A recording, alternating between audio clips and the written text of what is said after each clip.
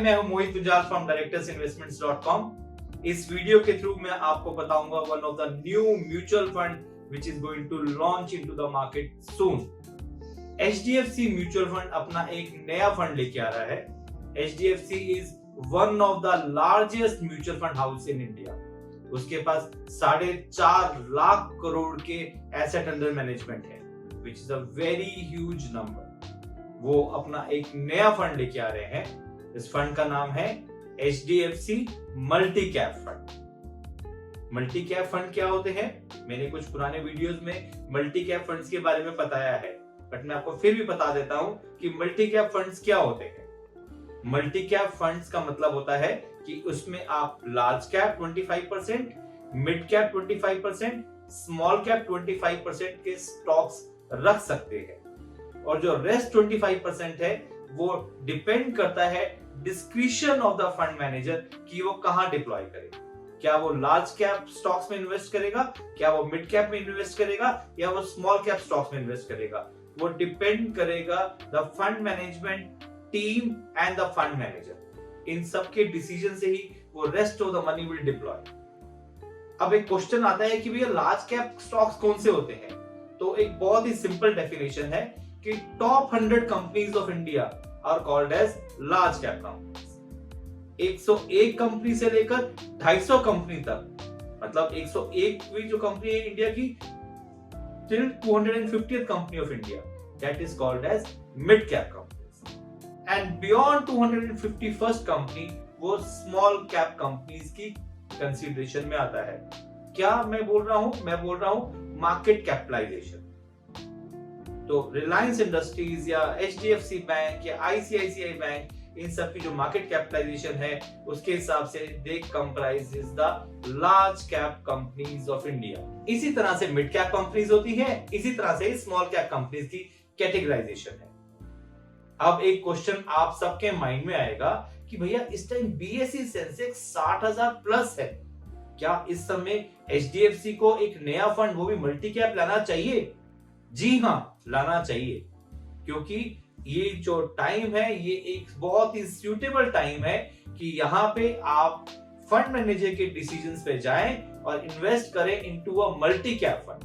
Because multi cap fund में जैसे मैंने बताया, कभी लार्ज कैप, कभी मिड कैप, कभी स्मॉल कैप, इसमें फंड मैनेजर इन्वेस्ट करेगा। सो एक डाइवर्सिफिकेशन ऑफ द पोर्टफोलियो इस समय बहुत ज्यादा रिक्वायरमेंट है, बिकॉज कुछ नहीं पता कि कौन सा स्टॉक्स जाएगा ऊपर, कौन सा स्टॉक नीचे जाएगा, कौन सा सेक्टर ऊपर जाएगा, कौन सा सेक्टर नीचे जाएगा। अगर हम कोटक इंस्टीट्यूशनल का एक डाटा देखेंगे तो उस डाटा के हिसाब से you would be surprised to see कि इस टाइम जो अर्निंग्स हैं वो सारी की सारी कंपनीज की ग्रो कर रही है। From the financial year 2021 till 2024 we are expected that the earnings are going to increase by 73% year। अगर आप इस ग्राफ को देख रहे हैं तो डिफरेंट सेक्टर्स में जो ग्रोथ है वो इतना अच्छा है कि देख के अच्छा लग रहा है कि इतनी अच्छी फिगर्स देख के। सबसे अच्छा तो मुझे लगा कंज्यूमर डिस्क्रिशनरी पे -8% था 2014 से लेकर 2021 के बीच में, और 21 से लेकर 2024 तक it is expected to grow at the rate of 45% and absolute growth of 202%। Overall बहुत ही अच्छे प्रॉमिसिंग फिगर्स दिख रहे हैं आने वाले टाइम में। So definitely this will have a very positive impact on the earnings of the company and definitely on your investment also। अब क्वेश्चन ये आता है कि क्या इस नए फंड में वो भी HDFC के फंड में इन्वेस्ट करना चाहिए? जी हाँ, करना चाहिए, because the fund manager is quite dynamic of HDFC। HDFC एक बहुत ही पुरानी AMC है, one of the biggest AMCs in India. उसके पास बहुत ही प्रोफेशनल टीम है, बहुत ही ज्यादा क्वालिटी कंट्रोल है, ऑडिट्स पे बहुत ज्यादा ध्यान देते हैं। इनके जो फंड मैनेजर है गोपाल अग्रवाल जी, he has a very big experience of 16 years and above into the industry। So कहीं ना कहीं वो प्रोफेशनल अप्रोच है, and as I have already said कि प्रोफेशनल टीम है HDFC की। उनके बहुत सारे फंड्स बहुत ही अच्छा परफॉर्म कर रहे हैं। HDFC मल्टी कैप मेरे हिसाब से एक बहुत ही अच्छी स्ट्रैटेजी रहेगी अगर आपको पैसा इन्वेस्ट करना है for long term, not for short term, for long term. ये एक बहुत ही अच्छा फंड रहेगा। जैसे मैंने बोला, लॉन्ग टर्म पोर्टफोलियो के लिए एक बहुत ही बेहतरीन स्ट्रैटेजी है। जो इन्वेस्टर्स पहली बार इन्वेस्ट कर रहे हैं म्यूचुअल फंड में, वो एचडीएफसी मल्टी कैप में जरूर इन्वेस्ट करें। कारण बिकॉज इसके अंदर एक बैलेंस्ड अप्रोच है, लार्ज कैप है, मिड कैप है, स्मॉल कैप है। तो उन इन्वेस्टर्स के लिए ये एक बहुत ही अच्छी स्ट्रैटेजी है जो कि फर्स्ट टाइम इन्वेस्ट कर रहे हैं। ये आपका कोर पोर्टफोलियो का पार्ट रहेगा, ये ध्यान रखिएगा। HDFC multi cap core portfolio का पार्ट है।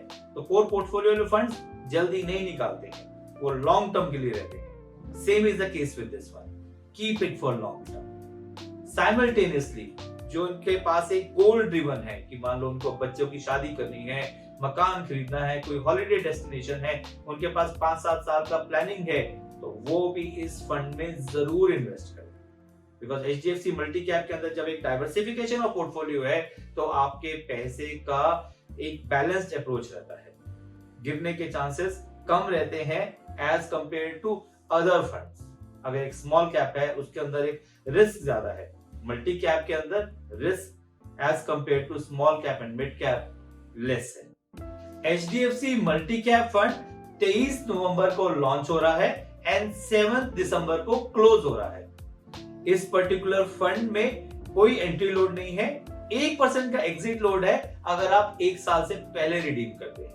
बट मैंने जैसे बोला, ये फंड एक लॉन्ग टर्म अप्रोच के साथ इन्वेस्ट करें तो जल्दी रिडम्पशन के बारे में ना सोचें। मैंने जो भी डिटेल्स इस फंड के बारे में बताया, ये मेरा एक पर्सनल रिसर्च करके ही मैंने इस फंड के बारे में बताया है।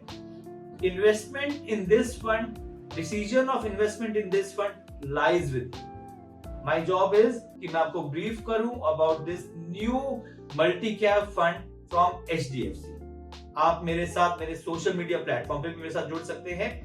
आप मेरे YouTube चैनल पे भी जाएं और वहां पे आप मेरे सारे डिटेल्स एंड एनालिसिस पढ़ सकते हैं।